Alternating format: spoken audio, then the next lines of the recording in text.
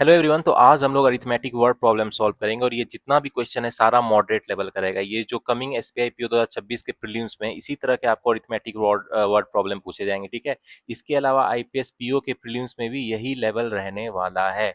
इसके अलावा जो भी आप आरबीआई असिस्टेंट मेंस का एग्जाम है आपका, उसमें भी अरिथमेटिक वर्ड प्रॉब्लम इसी तरह का मॉडरेट लेवल रहेगा। तो बहुत मजेदार क्वेश्चन मैंने सेलेक्ट किए हैं और आपको बहुत मजा आने वाला है। अगर आपको ये क्वेश्चन बन जाएगा तो प्री में आपको अरिथमेटिक वर्ड प्रॉब्लम में कोई दिक्कत नहीं होगी, ठीक है। तो पहला क्वेश्चन देखते, देखो इसमें क्या कह रहा है, वेट ऑफ एक्स स्टूडेंट कितना है, 62 केजी है, ठीक है। अब उसमें कह रहा है दो पर्सन जिसका वेट 82.5 और 78.5 है लेफ्ट द ग्रुप, ग्रुप छोड़ देता है, और एक नया पर्सन ज्वाइन करता है जिसका वेट कितना है 162 केजी है, ठीक है। देन एवरेज वेट जो अब नया वाला है 65.5 हो जाता है। Then the find the value of X, तो एक्स का वैल्यू खोजना है, ठीक है। तो देखो किसी क्लास में मान लेते हैं एक्स स्टूडेंट है, ठीक है। टोटल जो है एक्स स्टूडेंट है उसका एवरेज वेट कितना है भाई, टोटल एक्स स्टूडेंट है उसका एवरेज वेट कितना है 62 केजी है। मतलब टोटल जो मेरा स्टूडेंट है उसका टोटल वेट कितना हो जाएगा, 62x हो जाएगा ना, ठीक है। लेकिन अब क्या हो रहा है, देखो दो जो बंदा है जिसका वेट 82.5 केजी और 78.5 केजी है, ये ग्रुप छोड़ दे रहा है, ठीक है। तो यानी ये टोटल वेट कितना है, ये टोटल वेट हो जाएगा 161 केजी। अब ये दो लोग ग्रुप छोड़ रहा है, ठीक है। अब एक नया बंदा ग्रुप ज्वाइन कर रहा है जिसका वजन कितना है 162 केजी, ठीक है। तो दो लोग ग्रुप छोड़ रहा है और एक नया ज्वाइन कर रहा है। मतलब अब नंबर ऑफ स्टूडेंट कितना हो जाएगा मेरा, नंबर ऑफ स्टूडेंट क्या हो जाएगा, देखो पहले था एक्स जिसमें दो लोग छोड़ रहा है और एक ज्वाइन कर रहा है, मतलब एक्स माइनस वन हो जाएगा नंबर ऑफ स्टूडेंट, ठीक है। और ये जो है देखना 161 केजी वेट निकल रहा है और 160 केजी ऐड हो रहा है, ठीक है। तो मेरा नेट कितना हो जाएगा, +1 केजी ऐड हो जाएगा, ठीक है। तो नेट मेरा इतना ऐड हो रहा है। मतलब पहले मेरा टोटल स्टूडेंट का वेट 62x था, तो अब कितना है +1 हो जाएगा। टोटल नंबर ऑफ स्टूडेंट कितना है, x-1 हो जाएगा, क्योंकि दो छोड़ रहा है और एक ज्वाइन कर रहा है, ठीक है। और ये कितना मेरा दिया गया है 65.5, कह रहा है ना नया एवरेज 65.5 हो जाता है। तो अब इस इक्वेशन से हम लोग एक्स का वैल्यू फटाफट निकाल लेंगे ना, तो क्या हो जाएगा 62x + 1 is equal to 65.5 X minus 65.5 हो जाएगा। तो यहाँ से मेरा क्या हो जाएगा 3.5x जो है ये इक्वल टू कितना हो जाएगा 66.5 हो जाएगा। यानी x का वैल्यू कितना हो जाएगा 665/35। तो ये कितना से कट जाएगा भाई, ये हो जाएगा 35, 5 से कटेगा 7×63 5, फिर ये 19 से कट जाएगा, यानी x का वैल्यू मेरा कितना आ जाएगा 19, ठीक है। तो मेरा आंसर क्या हो जाएगा, B19 will be the answer. तो बहुत मजेदार क्वेश्चन था। अभी इस तरह के और भी क्वेश्चन आने वाले हैं गाइस, तो चलो एंजॉय करते हैं आज अरिथमेटिक वर्ड प्रॉब्लम को। नेक्स्ट क्वेश्चंस को देखते हैं। तो गाइस अब नेक्स्ट क्वेश्चन में आते हो, ये टाइम एंड वर्क का बहुत मजेदार क्वेश्चन है। होपफुली आपका टाइम एंड वर्क का कॉन्सेप्ट क्लियर होगा। मेरे चैनल पे जो प्लेलिस्ट है उसमें टाइम एंड वर्क का कॉन्सेप्ट वाला वीडियो देख लेना, फिर आपको ये क्वेश्चन समझ में भी आएगा और मजा भी आएगा। तो इस क्वेश्चन को पढ़ते हैं, क्या बोल रहा है। कह रहा है A and B together can complete a work in 12 days. A और बी है दोनों साथ में 12 दिन में काम खत्म कर लेता है, ठीक है। और ए बी सी साथ में काम कितने दिन में कंप्लीट करता है, उसी काम को 6 दिन में, ठीक है। The efficiency of A is twice the efficiency of B, मतलब ए का एफिशिएंसी बी से 2 गुना ज्यादा है। And C alone can complete the task in R+8 days, ठीक है। Find the time taken by A alone to complete the work. देखो A और बी मिल के काम को कितने दिन में कर लेता है भाई, 12 दिन में कर लेता है, ठीक है, 12 डेज। अब और ए बी और सी तीनों मिल के काम को कितने दिन में कर लेता है, 6 डेज में, ठीक है। तो यहां से तो मुझे ये पता चल जाएगा ना कि सी कितने दिन में काम खत्म कर लेगा, ठीक है। क्योंकि देखो ए और बी जो है मेरा, ये एक दिन में कितना काम करेगा, 1/12 यूनिट काम का कर लेगा। और ए बी सी मेरा कितना एक दिन में काम कर रहा है, 1/6। तो मेरा सी का कितना हो जाएगा टाइम, 1/6 माइनस 1/12, यानी ये कितना हो जाएगा 12, 2 माइनस 1 यानी 1/12।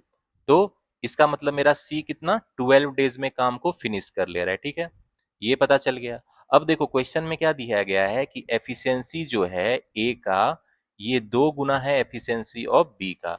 तो एफिशिएंसी का कॉन्सेप्ट गाइज होपफुली क्लियर होगा। मैंने अपने कॉन्सेप्ट वाले वीडियो जो है टाइम एंड वर्क का, उसमें एफिशिएंसी को बहुत अच्छे से समझाया है, सिंपल वे में समझाया है। तो जो लोग मेरे वो कॉन्सेप्ट वाले वीडियो को देखेंगे उसको अभी आसानी से समझ में आ जाएगा। देखो एफिशिएंसी जो ए का है वो दुगुना है एफिशिएंसी ऑफ बी के, मतलब बी जितने दुगुना टाइम लेता है ए से, क्योंकि efficiency inversely proportional to time होता है ना। तो एफिशिएंसी का रेशियो मेरा यहाँ पे क्या है, 2:1 है। तो टाइम टेकन का रेशियो क्या हो जाएगा, TA/TB कितना हो जाएगा, 1:2 होगा। क्योंकि भाई किसी की एफिशिएंसी ज्यादा है तो वो कम टाइम में काम खत्म करेगा ना, तो ये आप समझना, कॉमन सेंस की बात है। तो अब मुझे क्या कह रहा है कि एफिशिएंसी ए और बी का देखो, ए और बी साथ में काम को कितने दिन में कर लेते हैं, 12 दिन में कर लेते हैं ना, ठीक है। मान लो ए उस काम को x दिन में करता, ठीक है, तो बी मेरे उस काम को कितना दिन में कर लेता भाई, उसको दुगुना टाइम लगता, देख लो यहां से है ना। तो ये कितना हो जाएगा मेरा, 1/x प्लस 1/2x कितना हो जाएगा, 1/12 दिया हुआ है।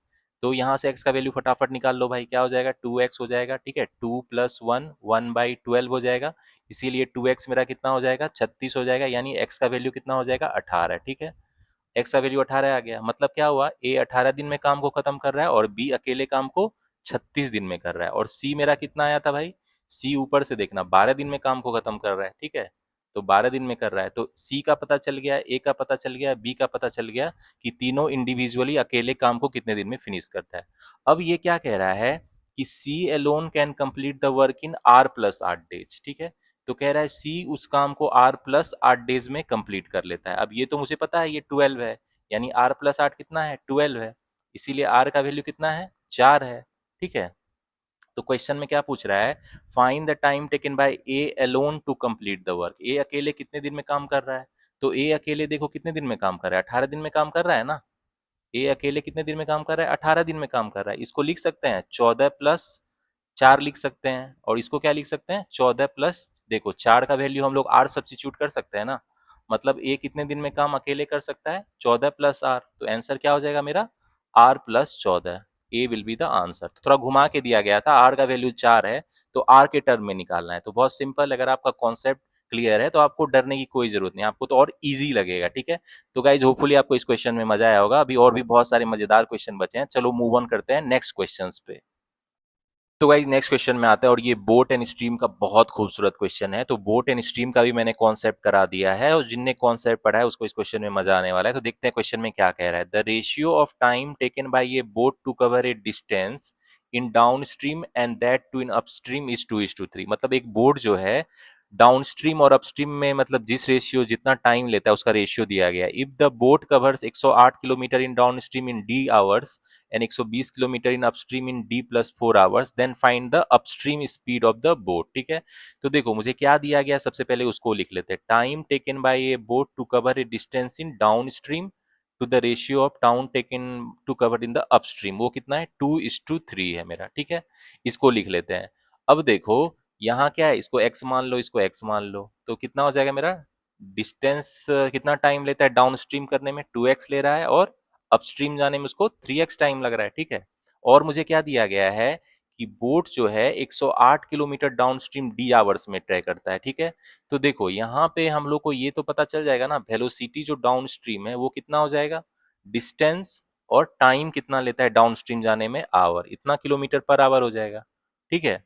और अपस्ट्रीम स्पीड क्या हो जाएगा, तो अपस्ट्रीम देखो 120 किलोमीटर चल रहा है ये, ठीक है, और कितना टाइम ले रहा है, D+4 आवर, तो ये इतना किलोमीटर पर आवर हो जाएगा कि नहीं।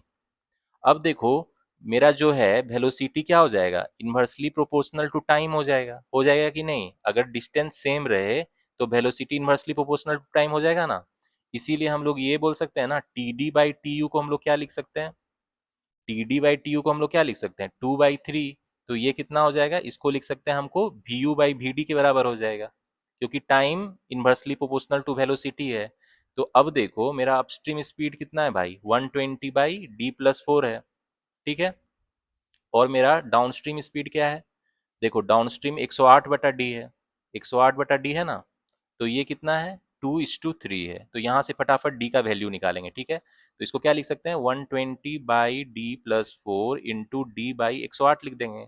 और ये कितना की इक्वल है, 2/3। देखो ये 10 से चला जाएगा, ये 9 से चला जाएगा, और ये कितने से, 5 से चला जाएगा मेरा, ठीक है। और ये 3 से चला जाएगा।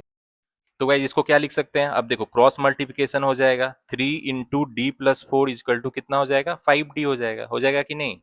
इसीलिए यहाँ से मेरा कितना हो जाएगा, 2D इजकल टू कितना हो जाएगा, 12 हो जाएगा, ठीक है। डी का वैल्यू कितना आ जाएगा, 6।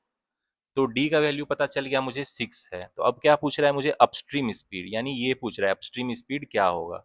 तो अपस्ट्रीम स्पीड क्या होगा, डी का वैल्यू मुझे पता चल गया 6 है, तो अपस्ट्रीम स्पीड क्या होगा, 120/6 6 + 4 यानी 10, इतना किलोमीटर पर आवर हो जाएगा कि नहीं, यानी 12 हो जाएगा। अपस्ट्रीम स्पीड क्या हो जाएगा, 12 किलोमीटर पर आवर। ठीक है, तो ये मेरा क्या हो जाएगा आंसर। तो 12 kilometre per hour, D will be the answer. तो बहुत मजेदार क्वेश्चन था, होपफुली आपको मजा आया होगा। चलो अभी और क्वेश्चन की ओर आगे बढ़ते हैं। तो गाइज अब मूव ऑन करते हैं नेक्स्ट क्वेश्चन में, और ये परसेंटेज और रेशियो प्रोपोर्शन पे बहुत खूबसूरत क्वेश्चन है। देखो इस क्वेश्चन को पढ़ते हैं, क्या कह रहा है। A man spend 20% of his monthly income on house rent, ठीक है, and 20% of the remaining income on food. If from the remaining income ratio of amount spent on clothing and to saving of a man is 7:9, and difference between amount spent on food and clothing is 1080 रुपया, then find the income of man for 9 months। ठीक है, तो एक man है, वो 20% अपना monthly income house rent पे खर्च करता है। ठीक है, तो मान लेते हैं मैन का जो मंथली इनकम है, मतलब मंथली उसका जो तनख्वाह है, वो मान लेते हैं 100x है। ठीक है, 100x क्यों मानते हैं, क्योंकि कैलकुलेशन ईजी रहता है। अब इसका जो ये 20% है, हाउस रेंट पे खर्च करता है। रेंट पे ये कितना खर्च करता है भाई, इसका 20% यानी 20x रेंट पे खर्च करता है। और अब बच कितना गया, अब बच कितना जाएगा, इसने 20x खर्चा कर दिया, मतलब अब 80x बच जाएगा। इस 80x का जो है, ये बोल रहा है 20% ऑफ द रिमेनिंग इनकम को वो फूड पे खर्च करता है। यानी इस 80x का जो 20% है, इसको ये फूड पे खर्च करता है। मतलब कितना हो गया, 16x को ये फूड पे खर्च कर रहा है। ठीक है, फूड पे 16x खर्चा कर रहा है। अब आगे बढ़ते हैं। If from the remaining income ratio of amount spent on clothing to saving, अब इसके बाद कितना बच जाएगा इसको। देखो 20x रेंट पे चला गया है और फूड पे 16x, तो मेरा कितना बच जाएगा अब, 36 हो गया। तो यानी 64x बच गया ना, 64x बच गया। अब ये कह रहा है कि इसमें जो है, ये कुछ अमाउंट को क्लोथिंग पे खर्चा कर रहा है, कपड़ा खरीदने में खर्चा कर रहा है, और खुद को ये बचत कर रहा है, सेविंग कर रहा है। ठीक है, तो किस रेशियो में कर रहा है, तो देखो क्लोथिंग और सेविंग में ये कितना खर्चा कर रहा है, 7:9 के रेशियो में। तो देखो 16 बराबर मेरा कितना है, 64x के बराबर है, यानी एक कितना हो जाएगा, 4x। मतलब ये क्लोथिंग पे कितना खर्चा कर रहा है, 28x, और सेविंग पे कितना खर्चा कर रहा है भाई, ये 36x। क्योंकि भाई देखो ये 7:9 और टोटल 64 है, तो आप तो रेशियो प्रोपोर्शन पढ़े होगे, तो ये तो समझ में आ गया होगा। ठीक है, तो मतलब क्लोथिंग पे ये कितना खर्चा कर रहा है भाई, 28x, और सेविंग कितना कर रहा है, बचत कितना कर रहा है, 36x। ठीक है, तो ये जो उसका मंथली रेंट इनकम है, उसका ऐसे ये खर्चा करता है, रेंट पे, फूड पे, क्लोथिंग पे, और फिर बचत भी करता है। टोटल कितना है मेरा, ये 100x है। ठीक है, अब क्या कह रहा है, देखना आगे क्वेश्चन में क्या कह रहा है, difference between amount spent on food and clothing. अब ये फूड पे जितना खर्चा कर रहा है, क्लोथिंग के बीच के जितना खर्चा कर रहा है, उसका डिफरेंस जो है, ये क्वेश्चन में दिया गया है। कितना दिया गया है भाई, 1080 रुपया। ठीक है, ये दिया गया, इसलिए यहाँ से मेरा 12x कितना हो जाएगा भाई, 1080 हो जाएगा, यानी x का वैल्यू कितना आ जाएगा, 90। ठीक है, तो अब क्वेश्चन में पूछ क्या रहा है, then find income of man for 9 months. तो पहले तो मैन का मंथली इनकम क्या हो जाएगा, मैन का जो मंथली इनकम है, क्या हो जाएगा भाई, मंथली इनकम 100x है ना, अब x का वैल्यू आ गया है 90, यानी 9000 हो जाएगा, इतना रुपीज हो जाएगा। लेकिन ये क्या मांग रहा है, 9 मंथ्स में उसका इनकम क्या होगा। ठीक है, तो 9 मंथ्स का इनकम क्या होगा उसका, एक मंथ का इनकम मुझे पता है इतना है, तो 9 मंथ्स का जो इनकम है, वो कितना हो जाएगा, 9 × 9000 हो जाएगा। ठीक है, यानी कितना हो जाएगा, ₹81,000। ठीक है, तो ये मेरा आंसर हो जाएगा। तो ₹81,000 ए विल बी द आंसर। तो बहुत अच्छा क्वेश्चन था। इसी तरह के क्वेश्चन आपको प्रीलिम्स में देखने को मिलेंगे, SBI PO, IPS PO, RRB PO, RBI assistant mains examination. ठीक है, तो इस तरह के क्वेश्चन को आप खूब प्रैक्टिस करो। चलो मूव ऑन करते हैं आप नेक्स्ट क्वेश्चन पे। तो गाइस देखो बोट एंड स्ट्रीम का बहुत खूबसूरत क्वेश्चन है। देखो क्या क्वेश्चन में कह रहा है, the ratio of speed of boat in still water to speed of stream is 8:5। ठीक है, and the total time taken by boat to cover d kilometre distance in down stream and upstream together is 32 hours. ठीक है, find the time taken by boat to cover 2d kilometre in still water. देखो ratio of speed of boat to the, और ratio of speed of the stream मुझे दिया गया कितना है, 8:5 है। ठीक है, तो इसको मान लेते हैं 8x 5x है। ठीक है, यानी क्या हो गया, velocity of boat 8x kilometre per hour है, और वेलोसिटी ऑफ स्ट्रीम कितना है मेरा भाई, 5x किलोमीटर पर आवर है। ठीक है, इतना आपको क्लियर है। अब क्या दिया गया है कि टोटल टाइम जो ये डाउनस्ट्रीम करता है, और टोटल जो ये अपस्ट्रीम में जितना टाइम लेता है, वो मुझे दिया गया है, वो कितना है, 32 आवर है। तो देखो डिस्टेंस कितना है भाई, डिस्टेंस ये d किलोमीटर कवर करता है, डी ये दिया गया, D kilometre distance down stream में कवर करता है, तो यहाँ डी बाई वी डी हो जाएगा। और अपस्ट्रीम में कितना करता है भाई डिस्टेंस, इतना ही डिस्टेंस को ये डी डी किलोमीटर।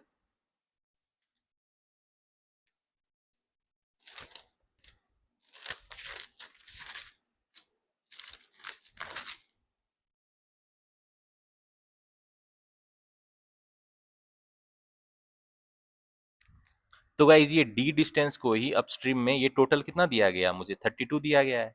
तो अब मुझे ये सोचना है कि ये वी डी और वी यू आखिर कैसे निकलेगा। तो देखो, जिसने मेरा बोट एंड स्ट्रीम का कॉन्सेप्ट वाला वीडियो देखा होगा उसको मैं पहले ही बता चुका हूँ, उनका तो कॉन्सेप्ट क्लियर होगा, तो उनके लिए तो बहुत ईजी है।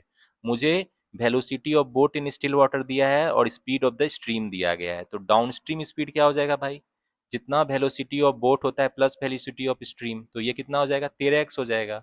और अपस्ट्रीम वेलोसिटी क्या हो जाएगा, जितना वेलोसिटी ऑफ बोट है उसको माइनस कर देंगे स्ट्रीम के वेलोसिटी से, तो वो क्या हो जाएगा, अपस्ट्रीम स्पीड, तो ये कितना हो जाएगा, 3x। ठीक है, तो इस इक्वेशन में बैठा देंगे उसको। d बाई मेरा वी डी कितना है, 13x है ये, plus d by V U यानी अपस्ट्रीम स्पीड 3x, ये कितना दिया गया है, 32 दिया गया है। ठीक है, तो यहाँ से हम लोग d बाई एक्स का वैल्यू निकाल लेंगे, d बाई एक्स कॉमन है ना, तो 1/13 प्लस 1/3 इजकल टू कितना हो जाएगा, 32 है। ठीक है, इसीलिए यहाँ से d बाई एक्स कितना हो जाएगा भाई, 39 हो जाएगा, और ऊपर में क्या आ जाएगा, 3 प्लस 13 यानी 16 आ जाएगा, ये 32 के बराबर है। अब ये देखो 2 से कट जाएगा ना, इसीलिए मेरा d बाई एक्स कितना हो गया भाई, d बाई एक्स मेरा कितना हो गया, 2978 हो जाएगा। तो d बाई एक्स पता चल गया ना मुझे। अब मुझे क्या पूछ रहा है कि find the time taken by boat to cover 2D kilometre in still water. तो गाइस क्वेश्चन में आप क्या बोल रहा है, find the time taken by boat to cover 2D kilometre in still water.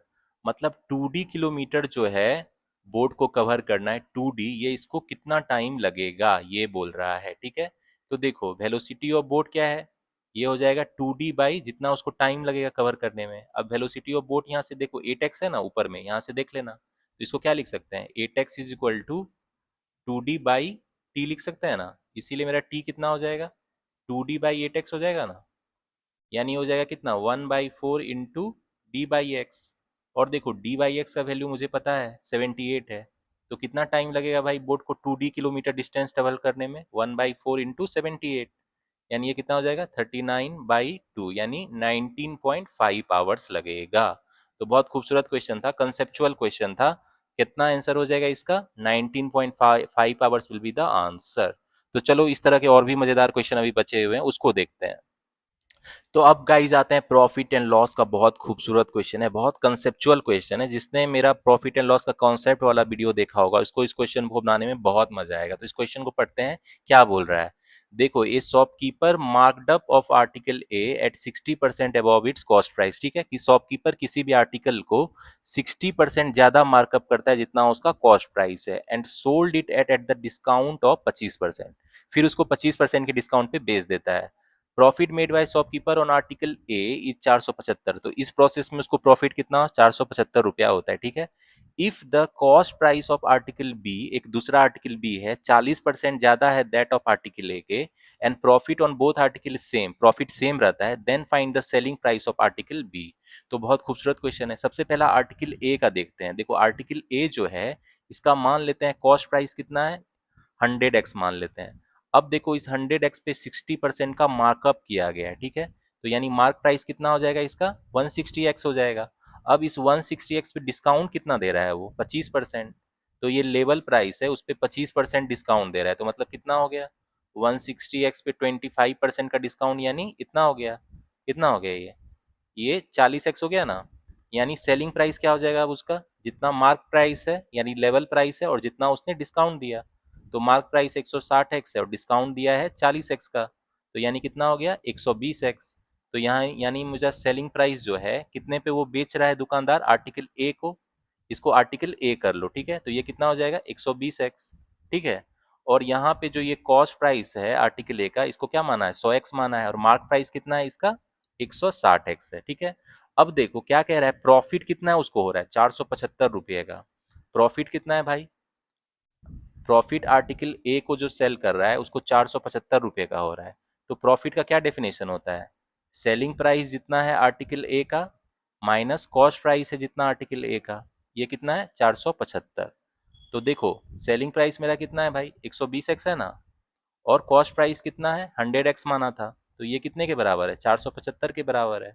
यानी यहाँ से मेरा कितना हो जाएगा x जो है 475/20 हो जाएगा ना, यानी कितना हो जाएगा 95 45 95, और ये कितना हो जाएगा 4, तो 95/4 हो गया x का वैल्यू, ठीक है।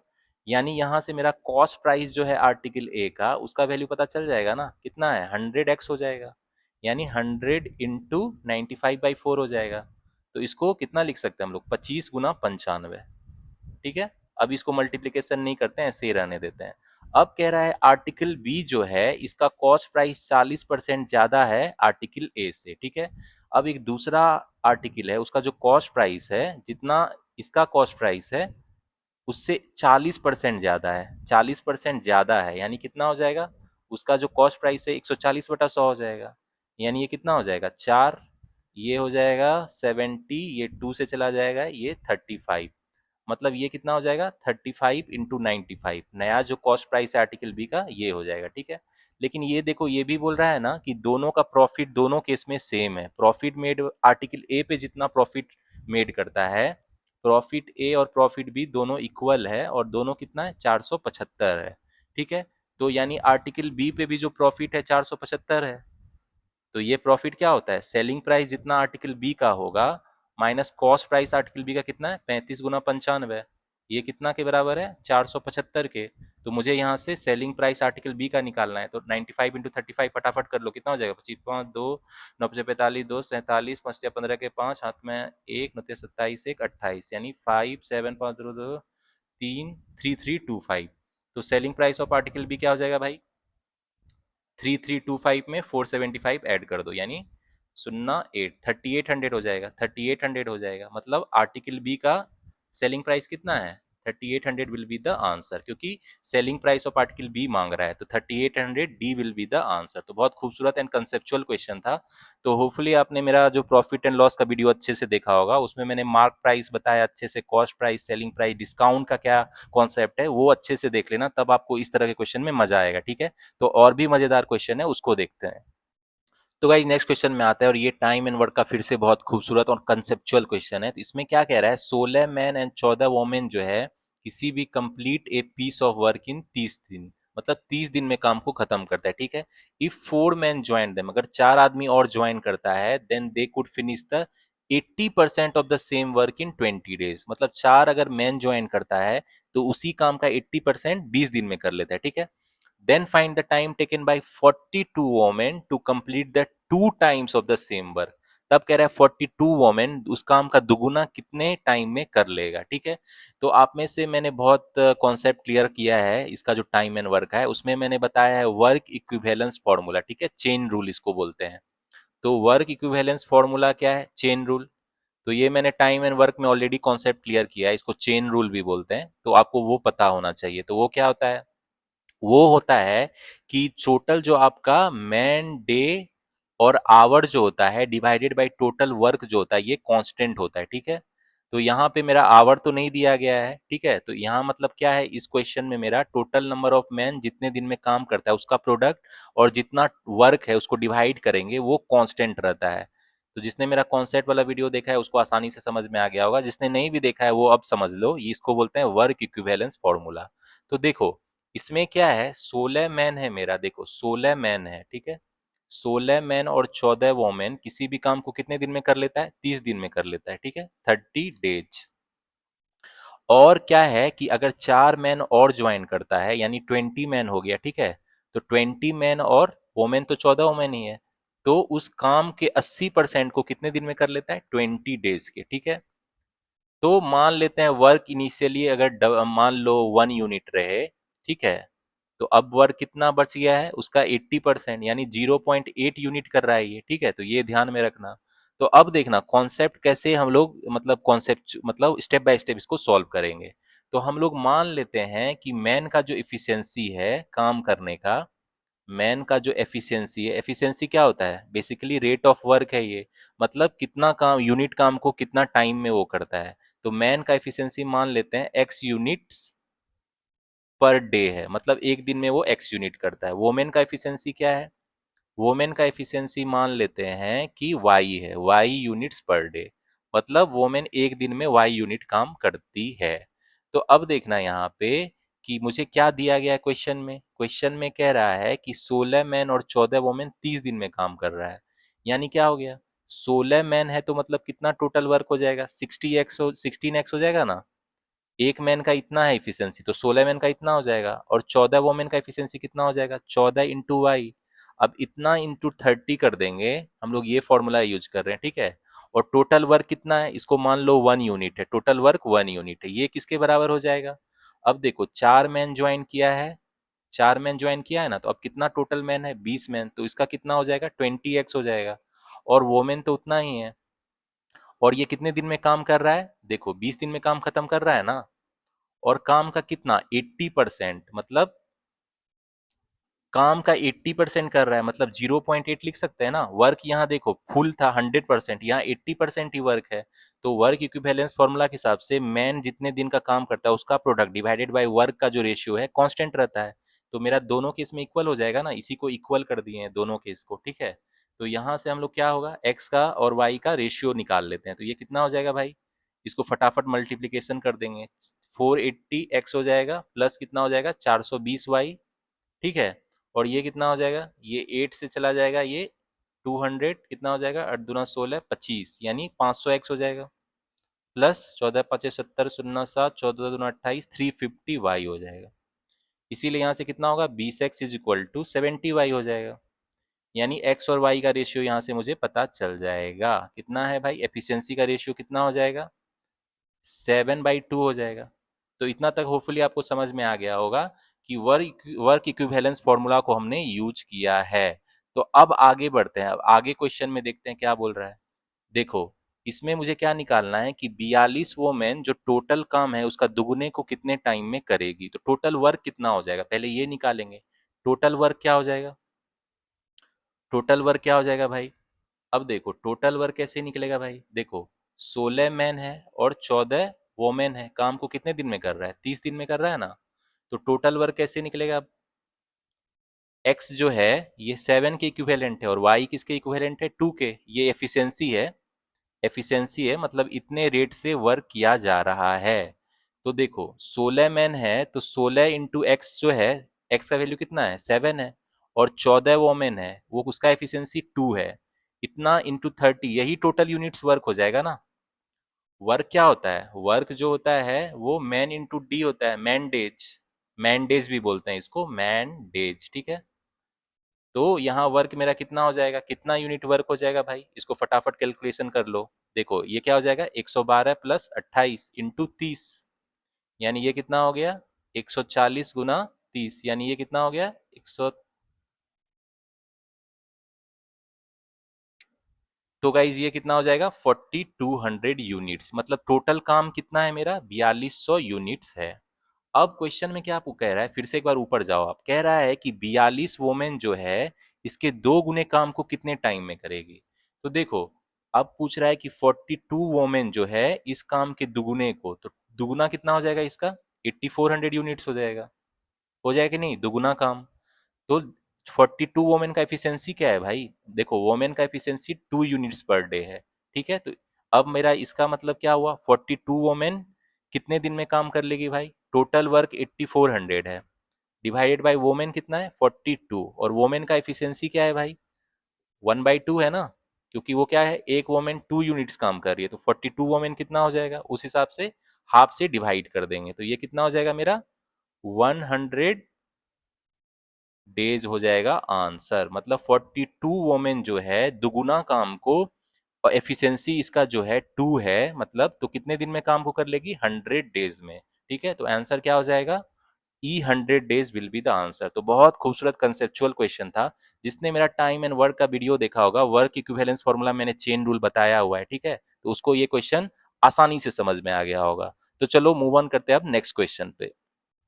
तो गाइज मूव ऑन करते हैं। एजेस का क्वेश्चन है, एज पे क्वेश्चन है, बहुत खूबसूरत क्वेश्चन है। एज का क्वेश्चन भी आपको SBI PO, IPS PO, RRB PO, RB assistant mains examination में एक दो तो पूछा ही जाता है। तो इस क्वेश्चन को देखते हैं, बहुत अच्छा क्वेश्चन है। इसमें कह रहा है 4 years ago age of A is 6 year more than half of the age of B at the time. If 8 years hence average age of A and B will be 42 years, then find the ratio of age of A to that of B 2 years hence will be. तो इस question को आपको ध्यान से पढ़ना होगा। जो बच्चे ध्यान से नहीं पढ़ेंगे वो इस क्वेश्चन में गड़बड़ी करेंगे ही करेंगे। तो देखो क्या बोल रहा है, ए और बी है मेरा, ठीक है, ए और बी है। तो इसका प्रेजेंट एज मान लेते हैं एक्स ईयर है, इसका प्रेजेंट एज वाई है। अब कह रहा है 4 year से गो, 4 साल पहले भाई इसका एज कितना था, x-4, इसका एज कितना था, y-4। इसका रिलेशन दिया गया है, 4 साल पहले ए का एज जो है ये 6 year ज्यादा है half the age of B, 4 साल पहले। ये इंफॉर्मेशन मुझे दिया गया है। तो एक्स और वाई का एक इक्वेशन बना लेते हैं। कितना हो जाएगा, 2x-8, 12 प्लस वाई -4 हो जाएगा। यानी यहाँ से मेरा कितना हो जाएगा भाई, ये कर लेते हैं, 2x-8 इज इक्वल टू कितना हो जाएगा, y+8 हो जाएगा, ठीक है। इसीलिए मेरा यहाँ से क्या हो जाएगा, 2x - y is equal to 16। ये मेरा क्या हो गया, पहला इक्वेशन हो गया, ठीक है। और आगे का इन्फॉर्मेशन पढ़ते हैं, क्या बोल रहा है।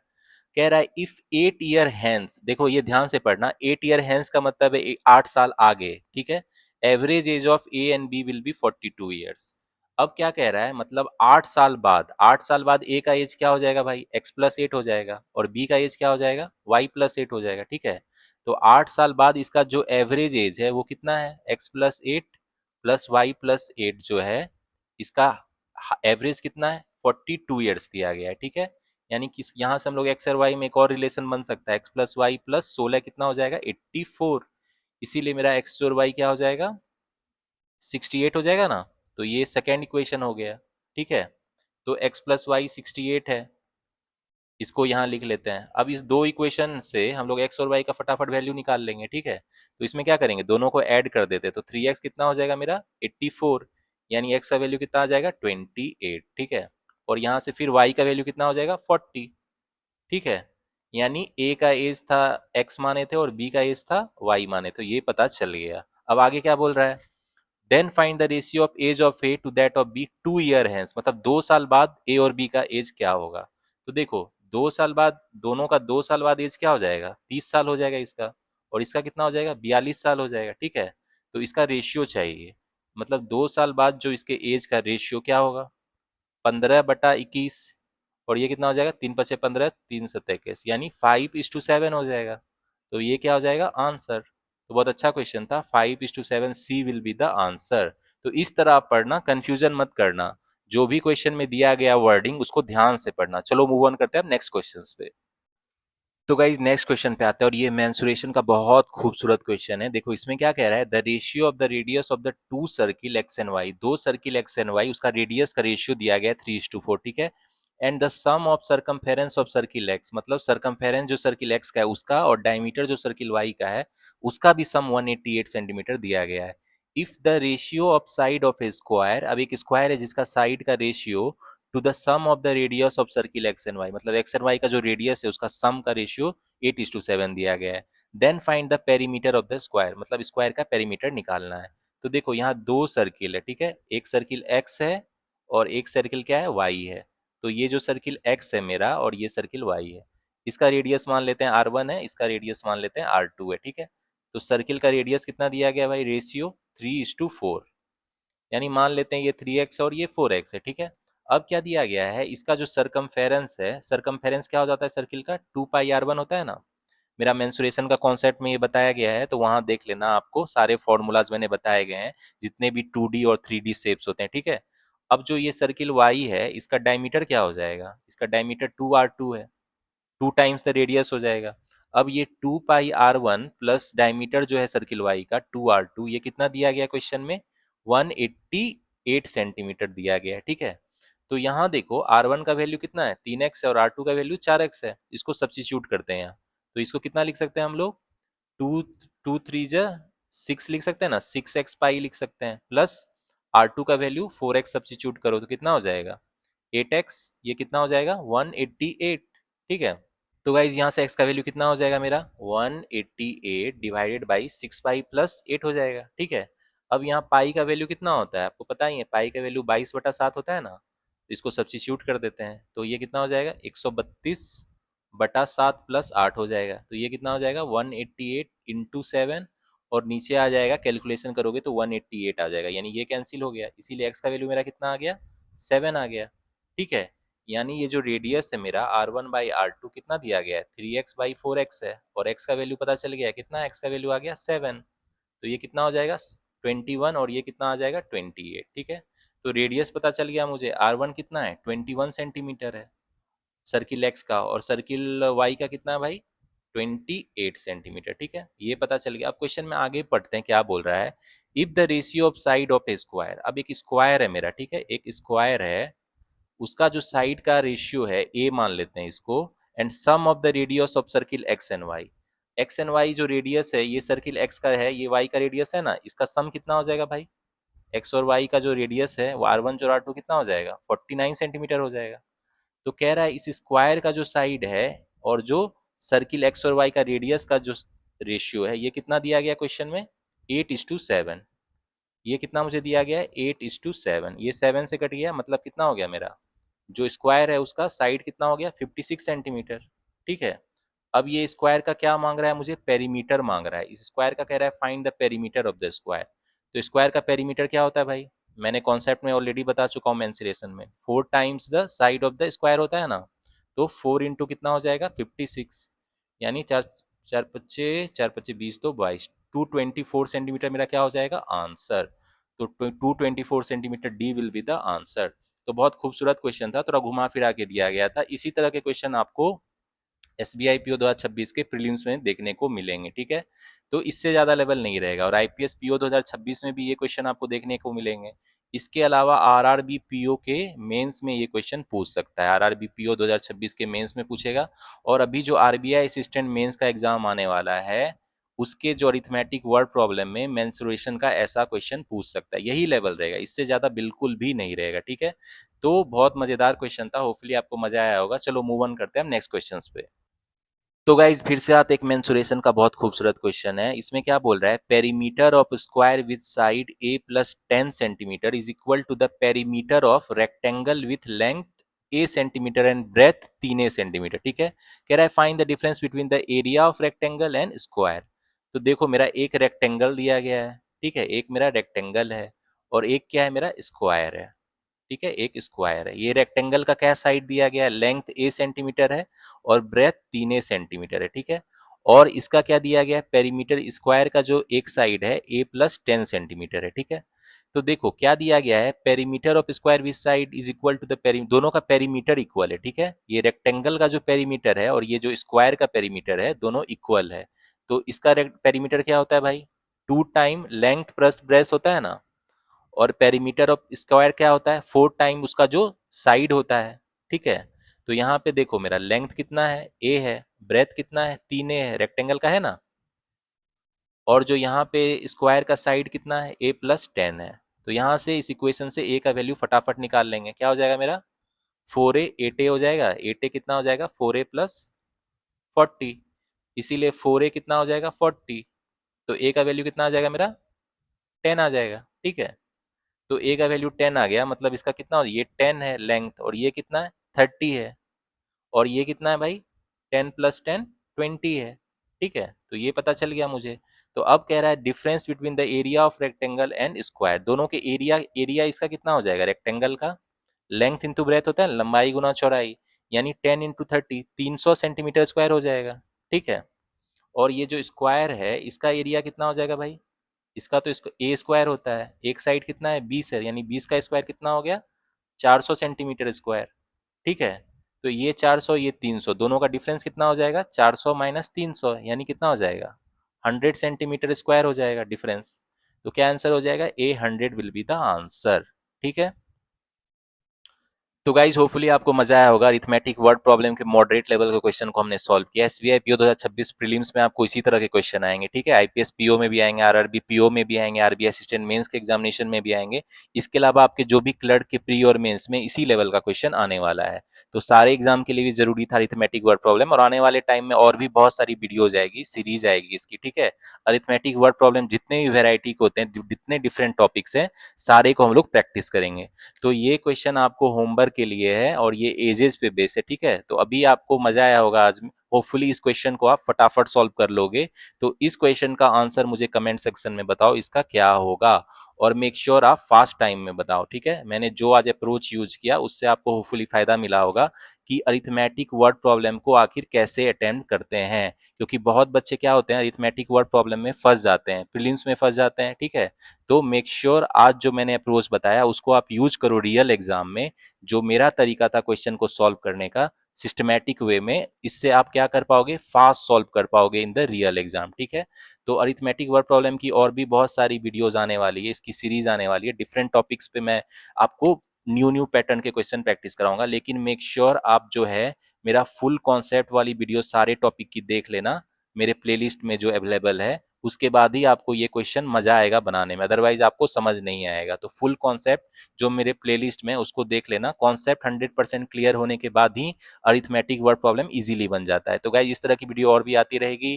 Till the time keep studying, keep preparing and keep enjoying.